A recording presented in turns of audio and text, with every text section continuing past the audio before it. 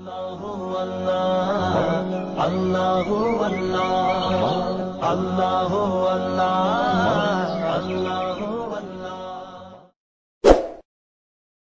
सदका जारिया हासिल करने के लिए इस वीडियो को शेयर करना मत भूलें। जज़ाकल्लाह।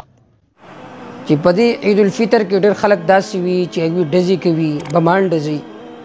دا شیزونه داسې دي چې دا شرعاً هسې هم ممنوع دي.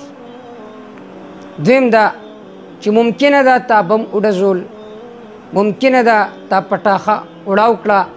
د دې وجې نه ډېر کسان داسې وي چې هغه په کورونو کې پراته وي، بیماران وي، څه د زړه بیماران وي، څه د بلیډ بیماران وي، څه نور داسې حساس قسم بیماریانې وي. نو ستا د دې پټاخې وړاولو د وجې نه داسې نه چې د هغوی زړه ته نور تکلیف میلاو شي او د هغوی په بیمارۍ کې دور اضافه وشي. الله د حدیث پاک کې راځي المسلم من سلم المسلمون من لسان و یده. مسلمان هغه دی چې هغه د لاس نه، د هغه د ژبې نه بل مسلمان محفوظ وي.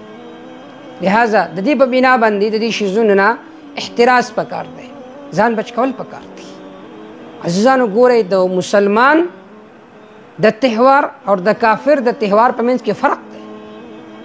د کافرانو تهوار شروع کېږي د فحاشۍ نه، د عریانۍ نه، او د مسلمان تهوار، د مسلمان اختر هغه د عبادت نه شروع کېږي.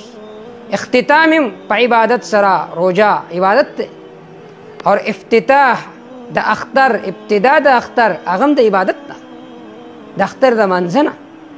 لہذا مسلمان له پکار دی چې په هر حالت کې د هغه وړاندې د الله تعالی حکم وي، د الله تعالی امر وي. د الله تعالی امر دا دی چې د الله عبادت وکړه، د الله شکریه ادا کړه. دې ته یوم الجایزه وي، د انعام ورځ چې الله تعالی هغه خلکو له انعام ورکوي، د هغوی بخشش فرمایي چې چا د الله عبادت کړی وي.